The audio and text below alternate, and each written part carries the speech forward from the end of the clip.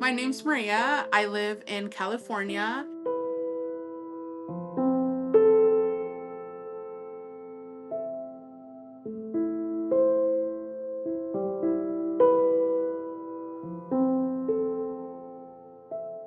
I was so anxious waiting for my chart to post the result.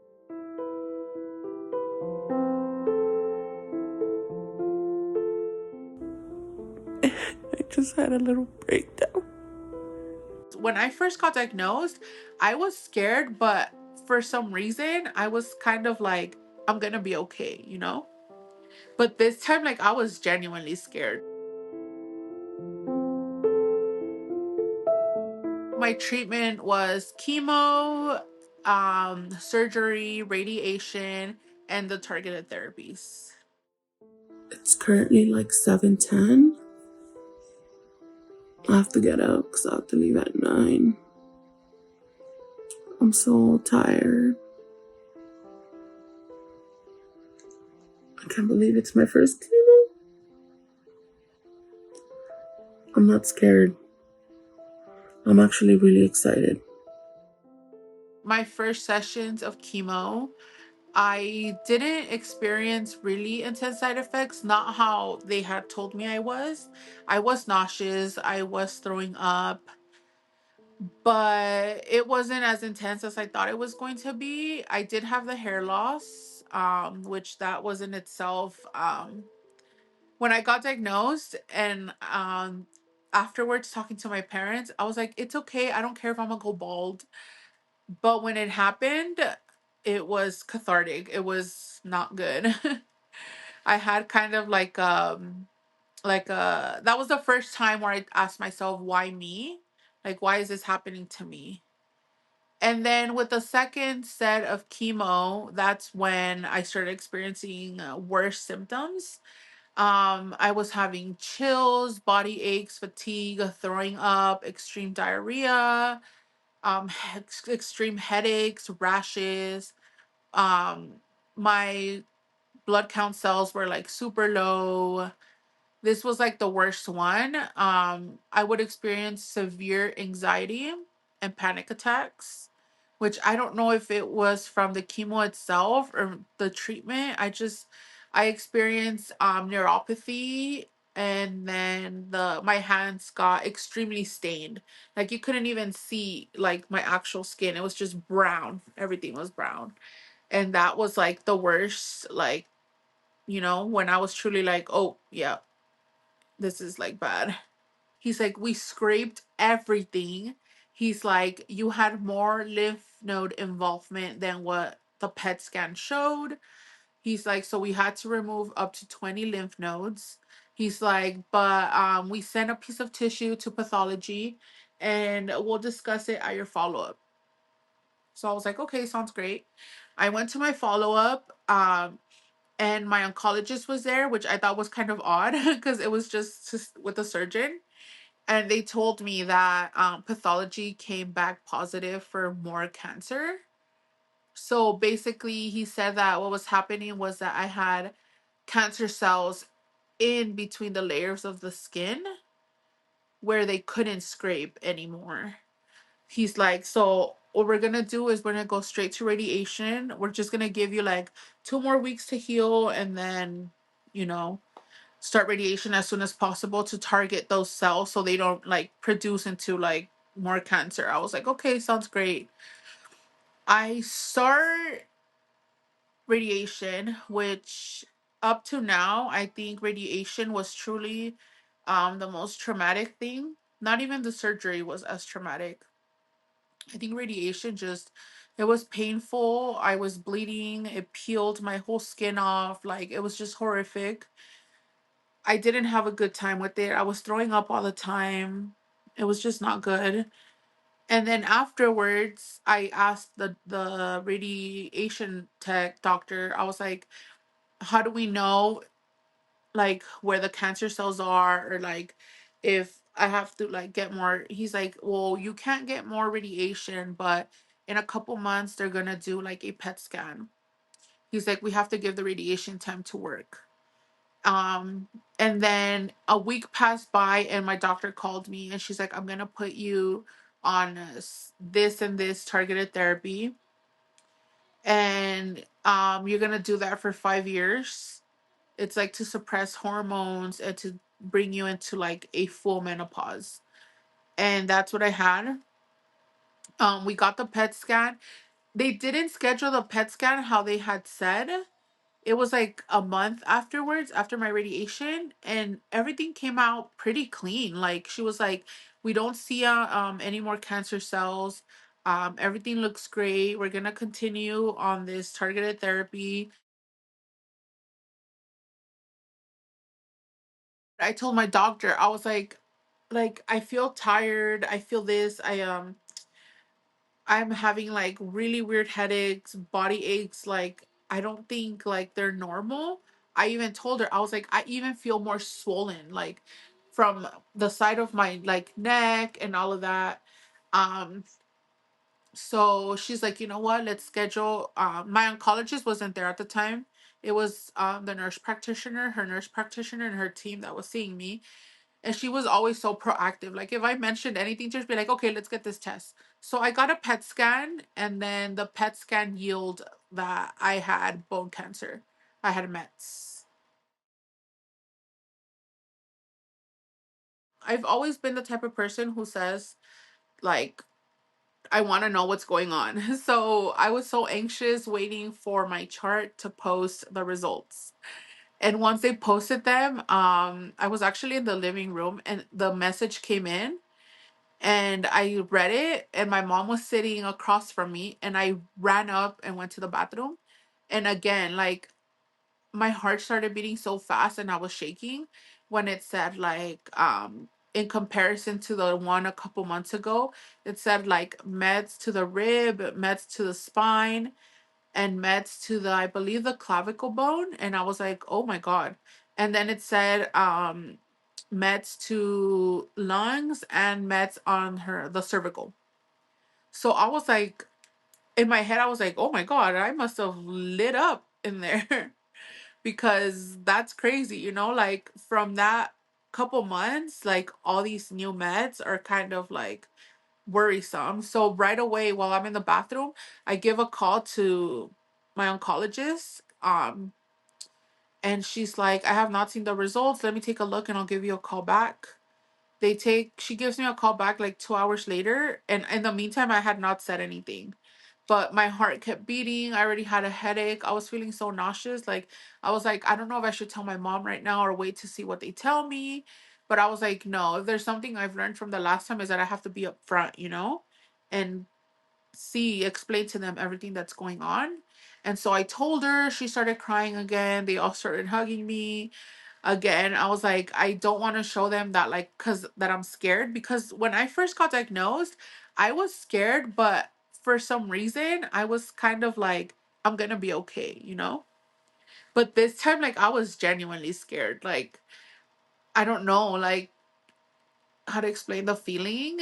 Kind of like defeated. I was like, I've done everything that they've told me to do, and yet I'm here.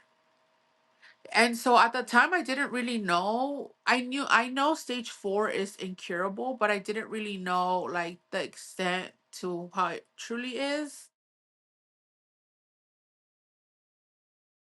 The nurse practitioner calls me back. She explained everything. She's like, "We're gonna do further testing. We're gonna do biopsy to your back and the lungs because we need to see where you're staged at." And I was like, "Okay, that's fine." We book everything. And then, like, 3 days later, I get a call, and she tells me that my biopsies were canceled. And I was like, "For what reason?" And then she's like, we can't perform any bone biopsies, one, because of your weight, and two, because the spine ones are in a very tricky spot to where, like, if the needle hits the nerve, like, you can end up on a wheelchair, and that's not, we're not trying to go there. And I was like, okay. And she said, and the lungs, she's like, I spoke to pulmonology at City of Hope, because I get treated at City of Hope, but kind of like the clinic. And then there's like the main hub. So they spoke to someone at the main hub, and he said that he wanted me to come in and he wanted to take a closer look because they were too small. Like they couldn't biopsy them. Like even whatever they extract, the way they were so small that nothing would come back. So she immediately was like, I want to see you in office. I went in 2 days later, but I didn't see her. I saw this oncologist who was taking over my oncologist appointments because she was still on maternity leave. He was so thorough. We spent like 2 hours talking again. He explained to me the new treatment plan, the side effects, what was coming, and I was put on the new targeted therapy, which now it was the targeted therapy, the pills to get you into menopause. I was getting a monthly shot and a monthly infusion. So now I'm like on those four core like medications. So that's unfortunately like I don't want to say a triggering subject for me right now. I just my oncologist came back from maternity leave and she wanted to see me immediately.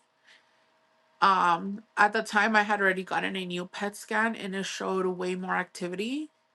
I now had it on my left rib, um on my thigh bone, on my scapula, like far more places. So she's like, I'm going to send you for a second opinion over there at the main hub.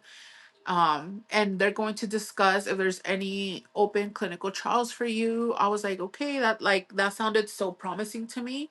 I'm like, yes, like that's what I want, clinical trials, something that, to help me. Because clearly this targeted therapy that they put me on was not, yielding results. But upon going and getting the second opinion, the new oncologist was like, unfortunately, there's no clinical trials for you at the moment. There's two that might help. One of them is radiation again. She's like, but it's not really like it's like a new type of clinical trial involving the radiation, but it doesn't like they don't know if it would help me because they've never had like it's a brand new trial. And then there's this other one that involves like chemotherapy, but they would need a biopsy, which I cannot get. So I was like, so basically no clinical trials. She's like, yes, no clinical trials. She suggested that I keep on the targeted therapy. They put me on Zepbound, which is also kind of like an Ozempic.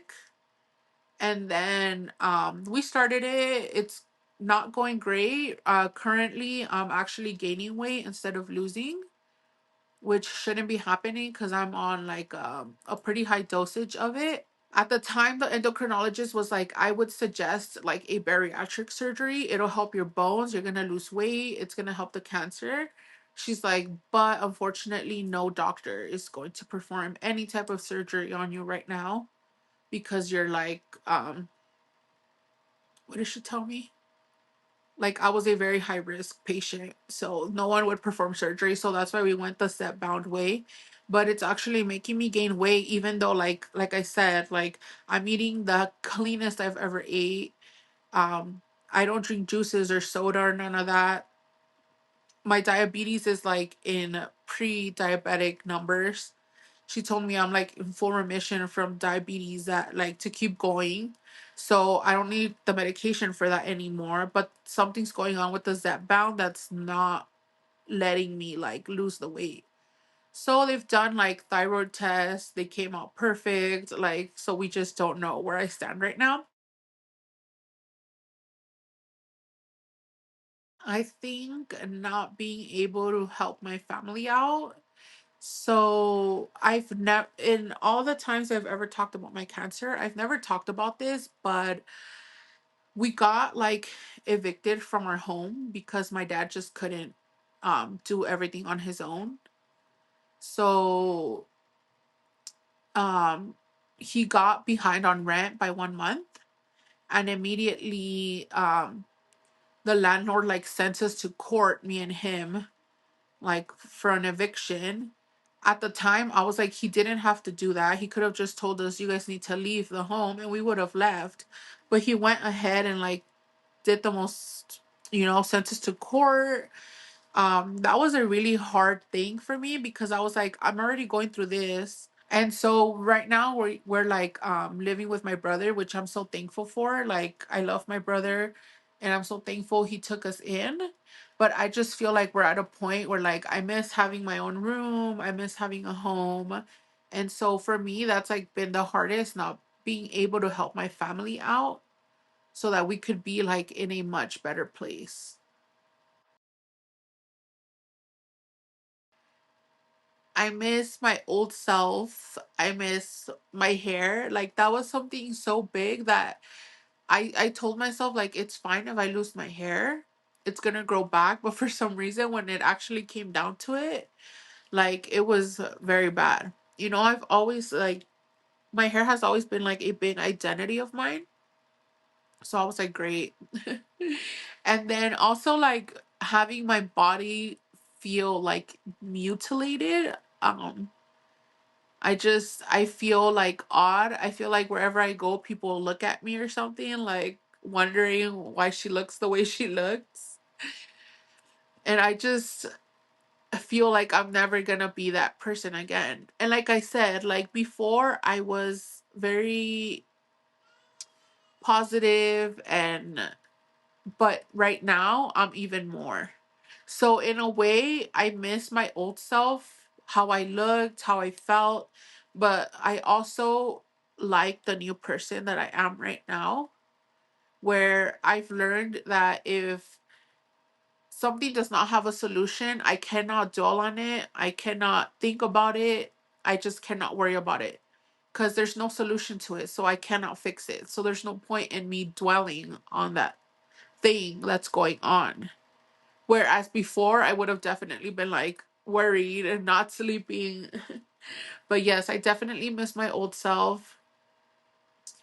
I miss doing my hair a lot. I don't know. Like, it just feels weird. Like, I've worn wigs, but it's not the same. Absolutely not. And so this is like the longest my hair has been since the treatment, but it's not the same because like even on the targeted treatment that I'm on now, like it makes your hair fall. And so my hair has like bald spots in random places. So I'm just kind of like, great, when's my hair gonna grow back? But then sometimes I think like maybe it's not gonna grow back because I'm stage 4. So maybe I'm gonna just have to live with short hair for the rest of my life.